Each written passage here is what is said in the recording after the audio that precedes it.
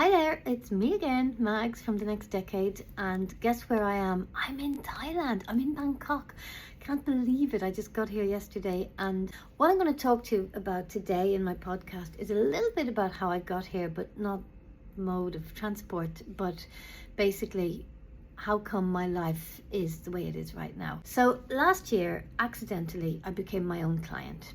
As some of you might know, I recently started up my own business. I came up with my own concept for The Next Decade in helping people to navigate the next part of their lives, looking at, people.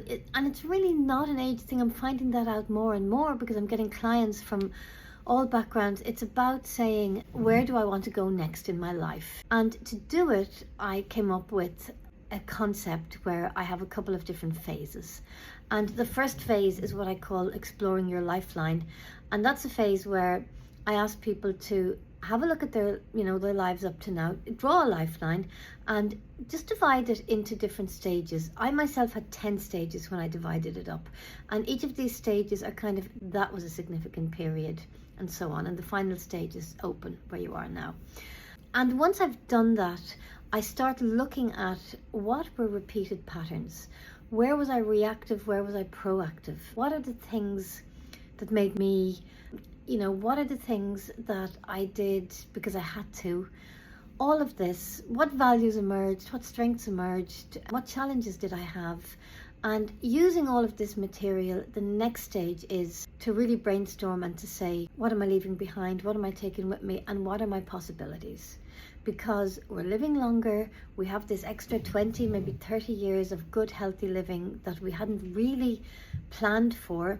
And if we don't make any plan for them now, they're going to plan us. So once that's done, the next phase in that is helping people to make that plan, put it together.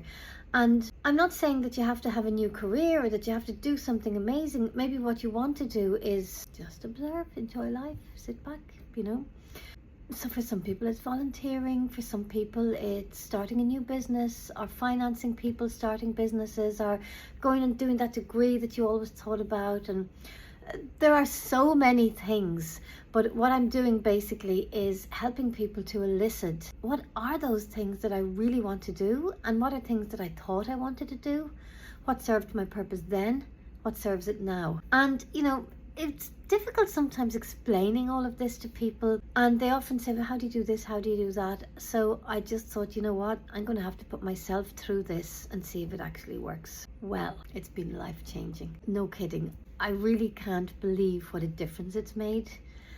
It won't be like that for everyone because I'm just somebody who was never as focused or never as courageous as I'd like to have been.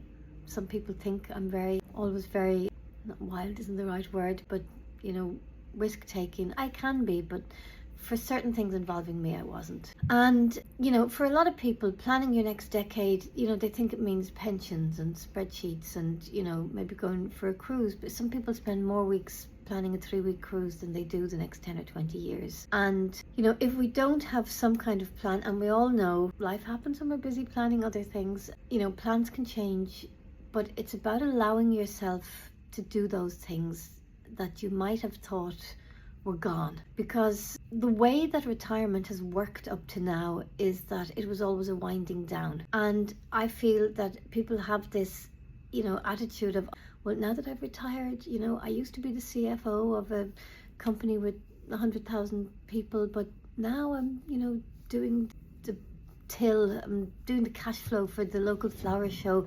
There seems to be a lot of assumptions made that we're not up to what we did in the past, which is absolute rubbish. Why we need to plan it, our careers end very suddenly. And something I noticed today in Bangkok, I went on a day trip of the floating market and this market that a train goes through, and it was amazing. But I noticed, and I've taken a few pictures, I'll try and post them somewhere, either on LinkedIn or Substack. So many very old people working in those places, and if they had good enough English, I'd love to have asked them, what do you think about the word retirement?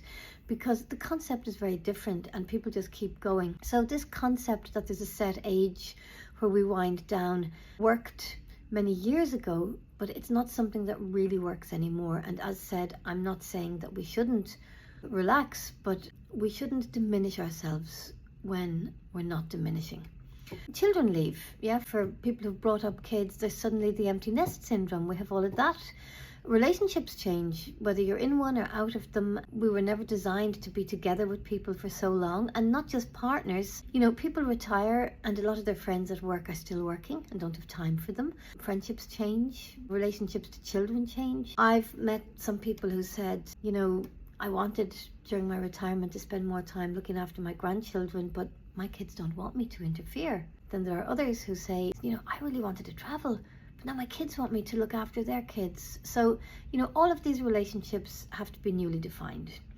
The identity we have through our jobs and through work goes, you know, so, you know, I was this, not I am this. I've seen that with a lot of people, and it's very difficult sometimes if you identify work also as a kind of a community, a family, and some people spend 20, 30 years in the same place and then it's suddenly gone. So that is something that needs a lot of work. Parents age, need support, parents die. I lost both of my parents, my father when I was just 14 years old and my mother over 10 years ago, and it changes a lot of dynamics. It changes how you think about yourself as well. And now people wake up at 58, 60, 62 and they're completely disoriented and they say, hang on a minute, you know, what's next? So, you know, retirement really prepares people for financial security, but not really for what they're going to become in the next part of their life. And that's why with the Lifeline, I started out where we look at what were the high points, what were the low points, what transitions have you had in your life, what successes have you had, what challenges, what heartbreaks have gone on, what were turning points, when did you reinvent yourself in the past? And we look at these patterns, you know, and say, well, you know, what are the recurring themes, and see what's going on. So when I did it, a couple of things came up for me. And one of them, I saw a lot of patterns and behaviors that were same, some of them in very negative situations and some in very positive situations. I saw that I myself had gone into survival mode from about the age of 13 or 14 after my father died. I had decided that people will always go away, that they'll never be there for me. And not consciously, but that's how, as a child, I reacted to that situation. I, in later years, was divorced, alone. I financially was always struggling. I had a lot of things I wanted to do, and always I couldn't because of so many demands. Now, start out with Ireland in the 60s when I grew up. We had this kind of, you know, given that, well, we're just a poor country. We'd see people coming back from the States, we'd see tourists coming. In fact, I was a child model, believe it or not. And I used to do these fashion shows in Brown Thomas in Dublin, and it was for American tourists, especially Americans on cruises. And they would come in and we would see them throwing money around the place, but we had nothing. And, you know, I saw on my Lifeline, I always had this part of me that didn't expect to get a piece of the cake. So that was a behavior that developed in different phases in my life. I did have phases where I'm very entrepreneurial, I have ideas, but a lot of those ideas failed because I wasn't mature enough. And then because I was trying to balance other things, like having children, like going through a divorce. We were living in the west of Ireland. And anyway, long story longer, I realized when I did my Lifeline that I still have a big project in me. I'm not retiring and looking to see, you know, what little bit of money do I have so that I can scrounge and stay in hostels instead of hotels now that I don't work anymore. And that's one of the reasons I started Next Decade and Forum Next, because I have this fire in me that I want to create my own business and bring it forward. And because I did this program that I've created for other people myself, when I did my brainstorming, I also found out, like, where were my blind spots and where were the things I was missing. And, you know, one thing that held me back was I always felt like a bit of a fake with my studies, even though I shouldn't, because I have loads of qualifications. But I went back, and at 60 I did another degree. I did an MSc in psychology, and I used that to research. I did my dissertation on internalized ageism, and I'll tell you all about that in another one. I think I said that before. And it was so amazing going back to college when you're 60, because you're doing it to learn. It's what academia was meant to be about originally. You're not doing it to get a job. You're not, cramming in for exams.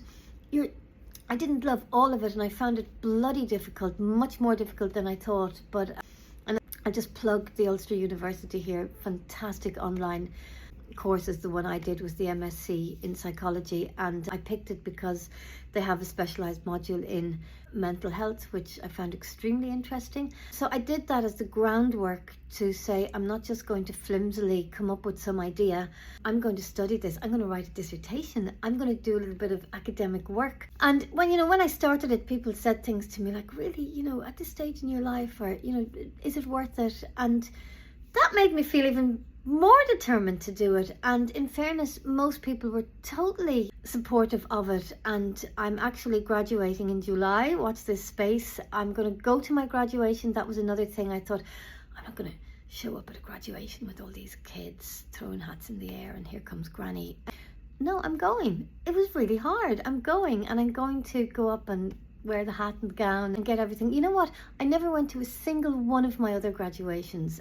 And I have to say, doing that at this age, it's made me feel, I don't want to say younger, because this is what, I'm 61. This is what 61 is. It's not what people expect it to be, but it has given me so much energy because I feel I've got something to build on for the next 20 years. I'm going to build on the program I'm creating to support other people. I'm going to offer workshops. I already coach people in this.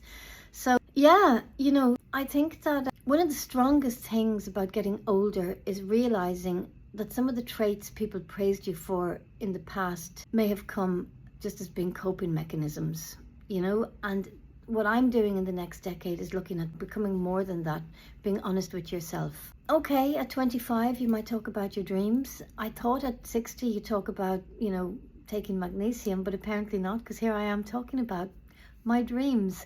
And that's what I want to support you doing as well. Not just to dream them though, to plan them, to make them real, not to be nostalgic, but to say, you know what, I'm going to do that. So that's me for tonight. It's very hot here in Bangkok. I'm here actually to play a Scrabble tournament, my hobby. I did think that I'd be maybe doing things like paragliding and writing a book in my 60s, but I know I'm learning 3 and 4 letter words with front and back hooks. But also something that came out, why it was life-changing when I did my Lifeline, was allowing myself do things that I naturally like. And I think the biggest life changer was I have been a serial commitment-ophobe in relationships since I separated over 23 years ago, and deciding to be open to change that. My God. But it was just when I thought, next 20 years still praising my living on my own, and I thought, yeah, I live on my own maybe, but let it in, just let it in. And completely changed everything. So there you go. We can talk again about identity grief, about feeling sad sometimes about things you hadn't done, or realizing that you're different to what you thought you were, all of that. But really what planning the next decade means is more alignment with being yourself, more honesty, more peace with yourself, more meaning in your life, and much less proving yourself and, performance. So the next decade doesn't have to be bigger. It just has to feel like it's yours, because all you need is you.